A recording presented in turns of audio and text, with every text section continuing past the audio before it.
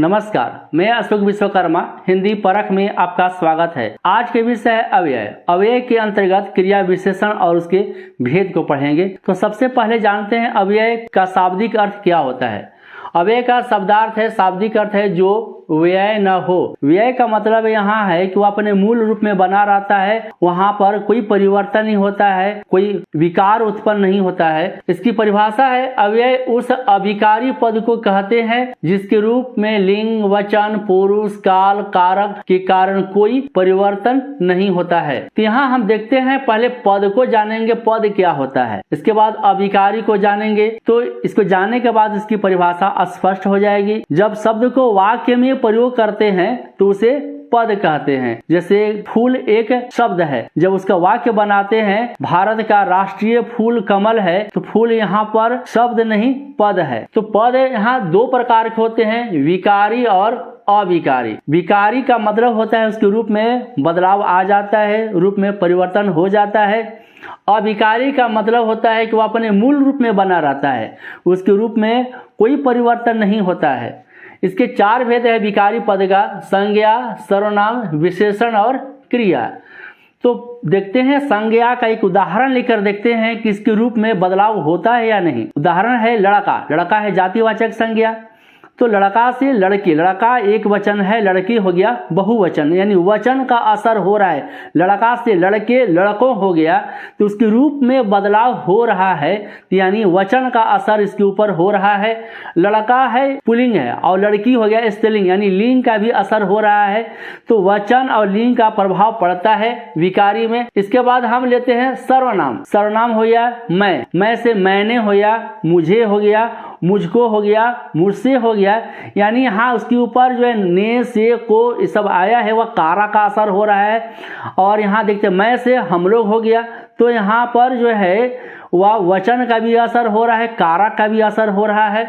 अपना है, यहाँ पर सर्वनाम है, अपना से अपनापन हो गया, अपनत्व हो गया। तो यहाँ हम देख रहे हैं कि सर्वनाम में भी रूप में बदलाव हो रहा है, परिवर्तन हो रहा है। अगला हम लेते हैं तीसरा भेद है विकारी पद का, वह है विशेषण। विशेषण एक उदाहरण लेते हैं रंग, लाल। तो लाल से लाली हो गया, लालिमा हो गया। तो यहाँ भी देख रहे हैं इसके रूप में परिवर्तन हो रहा है। इसके बाद लेते हैं क्रिया।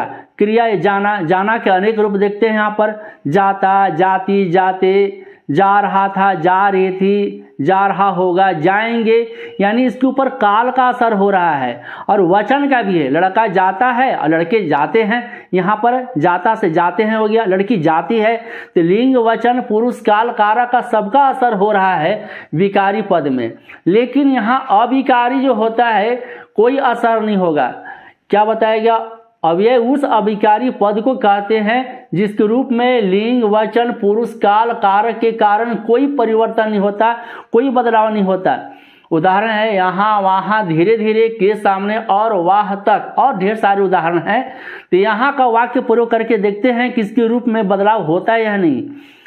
लड़का यहाँ पढ़ता है, लड़के यहाँ पढ़ते हैं। लड़का एक वचन, लड़के हो गया बहुवचन, यहाँ ही रह गया, मूल रूप में बना रह गया। लड़का यहाँ पढ़ता है, लड़की यहाँ पढ़ती है, लिंग का भी कोई असर नहीं हो रहा है।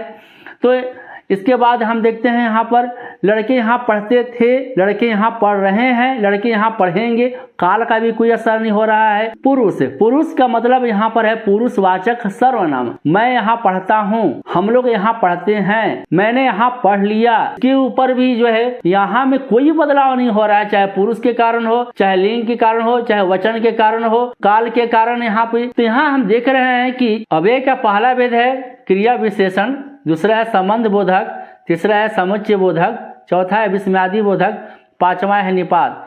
तो सबसे पहले हम लोग पढ़ते हैं क्रिया विशेषण क्या होता है। यहाँ लिखा हुआ है क्रिया विशेषण, तो इसकी रचना में ही, इसकी बनावट में ही इसकी परिभाषा छुपी हुई है। क्रिया की विशेषता को जो प्रकट करता है वह क्रिया विशेषण है। क्या इसकी परिभाषा? जो पद क्रिया की विशेषता को प्रकट करता है उसे क्रिया विशेषण कहते हैं। उदाहरण से समझते हैं, गौरव धीरे धीरे टहलता है, तो धीरे धीरे हो गया क्रिया विशेषण।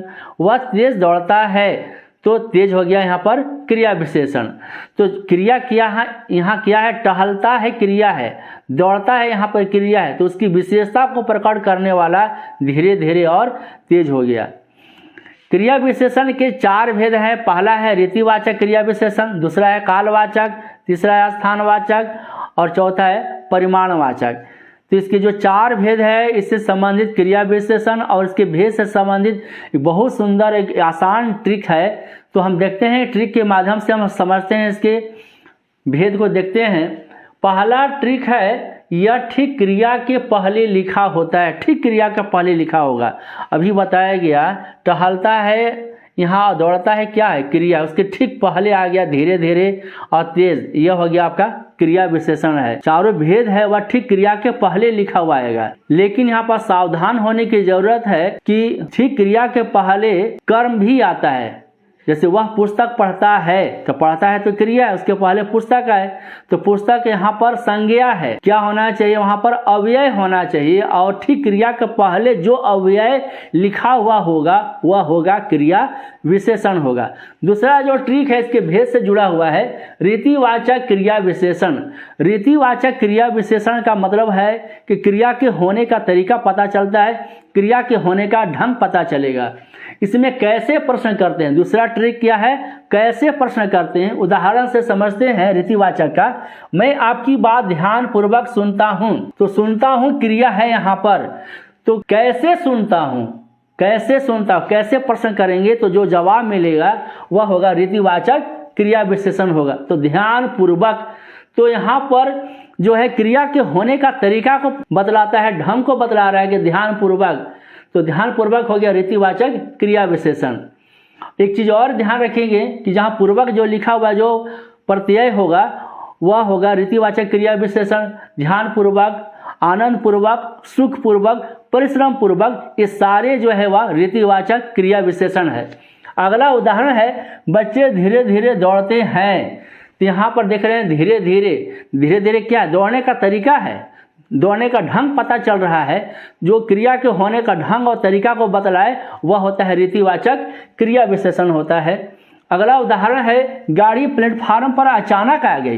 कैसे आ गई, कैसे प्रश्न करते हैं रीतिवाचक में, कैसे आ गई, तो अचानक, तो जो अचानक क्या हो गया रीतिवाचक क्रिया विशेषण। और गाड़ी यानी ट्रेन को आने का तरीका पता चल रहा है, ढंग पता चल रहा है, वह है अचानक, अकस्मात, एकाएक, ये सारे क्या है रीतिवाचक क्रिया विशेषण है। रीतिवाचक क्रिया विशेषण का अन्य उदाहरण है, तेज, सहसा, अकस्मात, परिश्रम पूर्वक, शायद, अवश्य, संभवतः, कैसे, ऐसे, वैसे, जैसे, प्रायः, शीघ्र, निस्संदेह, सचमुच, सरासर, फटाफट, वस्तुतः, ये आपका रीतिवाचक क्रिया विशेषण है।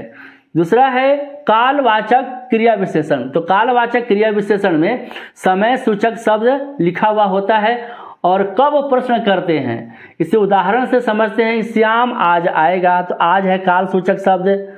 रजनी अभी आई है, तो रजनी है अभी समय सूचक शब्द यानी काल सूचक शब्द है। वह परसों जाएगा, तो परसों है समय सूचक शब्द। और इसके साथ कब प्रश्न करते हैं, कब जाए, कब आएगा, तो आज, कब आई है तो अभी, कब जाएगा तो परसों, कब प्रश्न करते हैं। और समय सूचक जो शब्द होगा तो वह निश्चित रूप से कालवाचक क्रिया विशेषण होगा। इसके अन्य उदाहरण है, कल, अब, जब, कब, तब, प्रातः, सायं, पश्चात, सदैव, दिन भर, आजकल, प्रतिवर्ष, प्रतिदिन, लगातार, ये सारे आपके कालवाचक क्रिया विशेषण है। तीसरा है आपका जो ट्रिक है पहचान करने का, इसके भेद, स्थानवाचक क्रिया विशेषण। स्थानवाचक क्रिया विशेषण में स्थान सूचक शब्द होता है और कहाँ प्रश्न करते हैं, इसे उदाहरण से समझते हैं। वह अंदर बैठा है, तो यहाँ पर अंदर क्या है, अंदर आपका है स्थान सूचक शब्द। और कहाँ प्रश्न करते हैं, कहाँ बैठा है, तो अंदर बैठा है, तो ये अंदर हो गया स्थानवाचक क्रिया विशेषण। बच्चे यहाँ पढ़ते हैं, तो कहाँ पढ़ते हैं, तो यहाँ, यहाँ आपका हो गया स्थानवाचक क्रिया विशेषण है और यहाँ पर स्थान का बोध हो रहा है। इसके अन्य उदाहरण है, यहाँ, वहाँ, कहाँ, जहाँ, तहाँ, आसपास, निकट, ऊपर, नीचे, अंदर, बाहर, आगे, पीछे, दूर, प्रत्यक्ष, सामने, इधर, उधर, किधर, जिधर, दाहिने, बाएं, ये आपका स्थानवाचक क्रिया विशेषण है। चौथा और अंतिम है परिमाणवाचक क्रिया विशेषण। परिमाण यानी मात्रा, क्वांटिटी, तो मात्रा सूचक जो शब्द होगा वह परिमाणवाचक क्रिया विशेषण होगा। और कितना प्रश्न करते हैं, इसे उदाहरण से समझते हैं, वह बिल्कुल थक गया है। तो थकने की मात्रा का बोध हो रहा है, कितना थक गया है, तो बिल्कुल या पूर्णतया, तो यहाँ आपका हो गया बिल्कुल परिमाणवाचक क्रिया विशेषण। दूसरा उदाहरण है उतना खाओ जितना पचा सको, तो उतना और जितना आपका परिमाणवाचक क्रिया विशेषण है। इसके अन्य उदाहरण है लगभग, सर्वथा, अति, अत्यंत, कई, अधिक, कितना, इतना, बस, पर्याप्त, खूब, तनिक, काफी, ये आपके है परिमाणवाचक क्रिया विशेषण। क्रिया विशेषण में हम जो देख रहे हैं यहाँ पर कैसे है, कब है, कहाँ है, कितना है, ये सारे आपके क्रिया विशेषण के उदाहरण है। इसे लोग सर्वनाम मान लेते हैं, जबकि ये सर्वनाम नहीं है। यहाँ देख रहे हैं कैसे, कैसे आपका हो गया यहाँ पर। इसके बाद कालवाचक में देख रहे हैं कब हो गया यहाँ पर, स्थानवाचक में कहाँ है, परिमाणवाचक में यहाँ पर कितना है, ये आपके है क्रिया विशेषण के उदाहरण है, न कि सर्वनाम है। तो अगले वीडियो में हम लोग पढ़ेंगे संबंध बोधक अव्यय, समुच्चय बोधक अव्यय, विस्मयादि बोधक अव्यय और निपात। तो वीडियो कैसा लगा आप हमें कमेंट कर बताएं। हिंदी परख को सब्सक्राइब करें, वीडियो का लाइक और अपने दोस्तों के बीच शेयर करें। धन्यवाद, नमस्कार।